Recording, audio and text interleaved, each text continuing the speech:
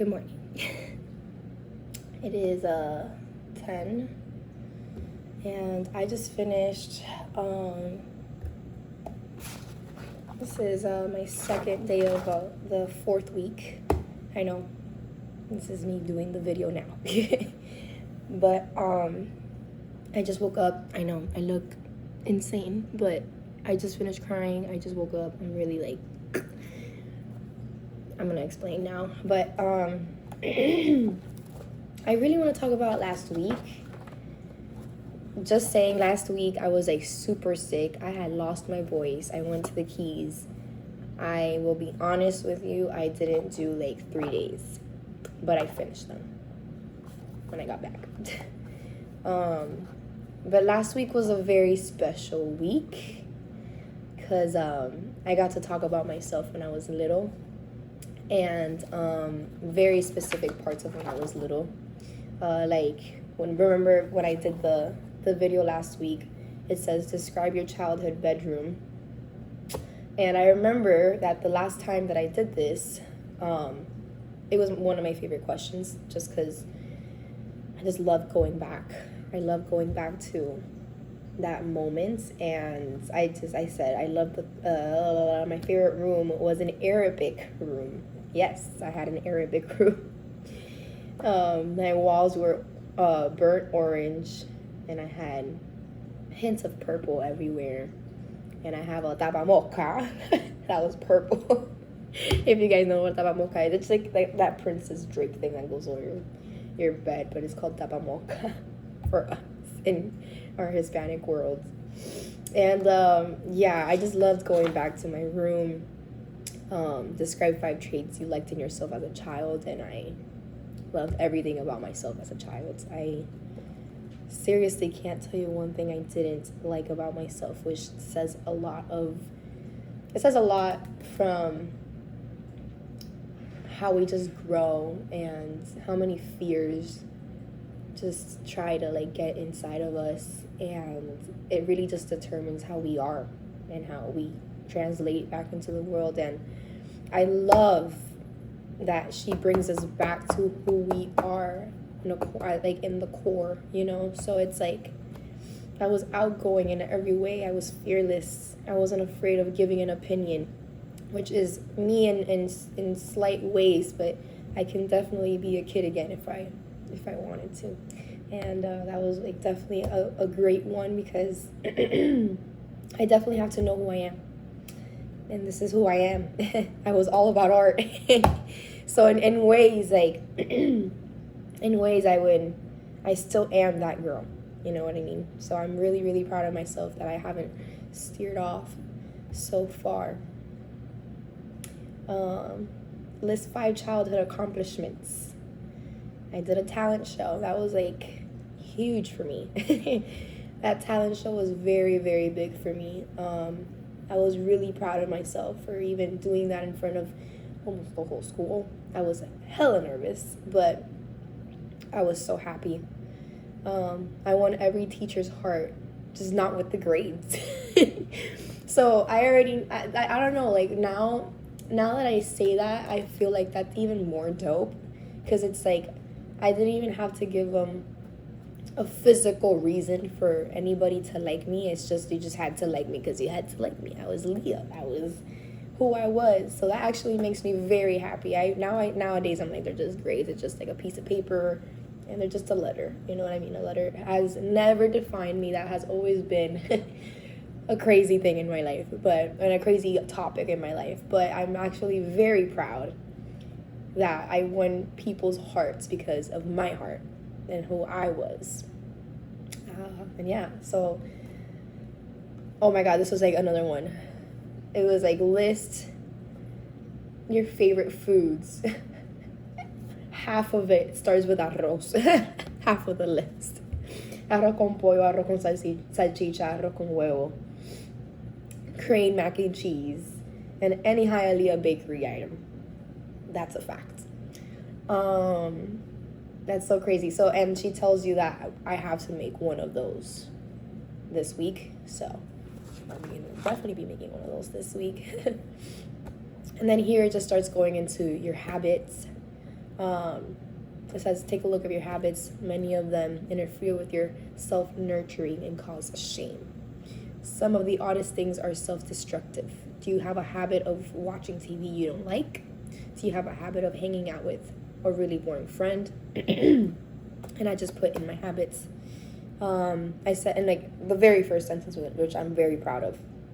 Well, lately I've been taking care of a lot of bad habits, which I have. I've taken care of half of the habits that I didn't want to take care of 6 months ago. So I'm actually really happy of where I'm at right now. Make a list of friends who nurture you. And I couldn't really get to a list. It's more so just a few people. And I think it was just maybe like 3 people. Yeah, I see. That I trust with my life and I trust with the decision making. So, yeah, that's okay. It says, call a friend who treats you really good and a bright person who can accomplish things. And I thought of one specific person. She's one of my best friends. And I know that I can tell her anything. And she will not judge me. She's been my friend since high school. And I love her with all my heart. And I'm so grateful that I have kept her in my life. I'm sure she knows who she is. Inner compass. Each of us has an inner compass. This is an instinct that points us towards health. It warns us when we are on a dangerous ground, and it tells us when something is safe and good for us. Morning pages are the one way to contact it. So are some other artist brain activities: painting, driving, walking, scrubbing, running. This week, take an hour to follow your inner compass by doing an artist brain activity, listening to what insights bubble up. Record them below. I said this week my compass was a bit all over the place because I got really sick. I had never lost my voice this bad before. When I start singing again, I'm going to be so grateful. But honestly, my inner compass for this week, which I also want to put down, at least last week, for last week, is that I was with family, that they fuel me so bad. I mean, not bad, but really good. You know what I mean? Like, just in a large amount of ways. I don't know if that's exactly what it means, but my family is my everything, and I truly, truly, truly love being with them, and I appreciate every single moment with them. List 5 people you admire whom you feel safe praising in public, and now list 5 people you secretly admire. I actually couldn't do the secretly admiring one just because I am a very open person. I admire, and I will say it. So I listed a few people, and at the end it says, what traits do these people have that you can cultivate further in yourself? And actually, I am very proud to say that I have something in each and every one of those people. So, very, very happy about that. List 5 people who are dead whom you wish you had met. And list 5 people who are dead whom you'd like to hang out with for a while in eternity. That was a very fun one. I got teary in one of them, a few of them, to be honest. But what a great exercise, man. Just because it's like, I don't know, it's just things you never really think about, you know what I mean? And it's just like there for you to realize. Compare the 2 sets of lists and take a look. Yeah. So the 2 lists from the last one, you have to compare which one you have to choose. And I chose my family over anything. Doesn't matter who it is. It's always going to be my family. So that says a lot about me. And then, this is just like the check-in, and I actually put down in the very first sentence, I said, not so proud of not doing it this whole week, not doing the artist way this whole week, but I am very good at giving myself grace, because I was sick and I was with family. I took the book and everything, but waking up at like 8 in the morning, and like the family's just in the kitchen and we're making food, and my grandpa and my aunts and my uncles and my cousins were just all talking and debating, and it was just hilarious. I honestly don't regret not doing it, but at the same time, you know, I made a contract with myself, but you know, it's just a very contradicting thing that's going on in my mind. But honestly, I would pick my family over anything. Obviously.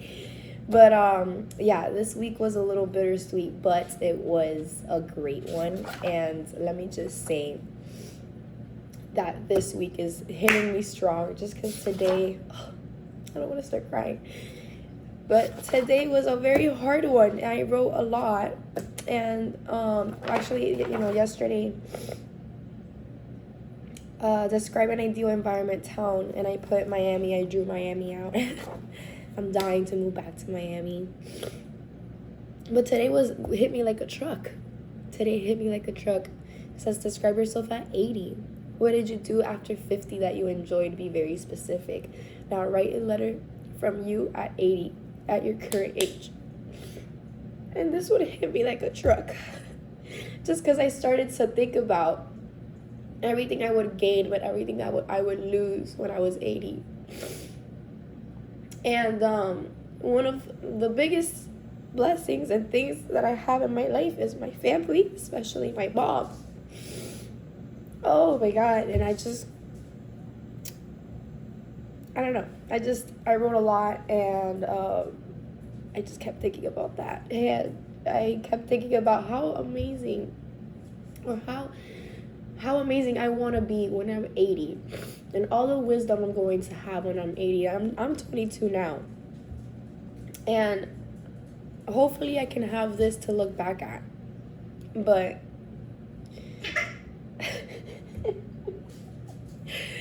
and there's my dog. And thank you, God. There's some humor in my life always, but this one hit me like a truck. And I wrote a very, very nice letter to myself, and I'm already very proud of myself as an 80-year-old. But I'm gonna miss a lot of people, and I just have to keep preparing myself for those moments. But wow, this book is freaking amazing, and I recommend it to absolutely anybody. I will keep saying it every week. This book is something that you don't even have to be an artist. You don't have to be anything. You just have to be a simple human to do this book. And honestly, it just takes out the most raw moments. As you can see, this is exactly what I wanted to bring for you guys when I started this book, and I wanted to bring raw and authenticity, and I actually am very proud. But yeah, this is The Artist Way, week 4. Let's see what week 5 brings.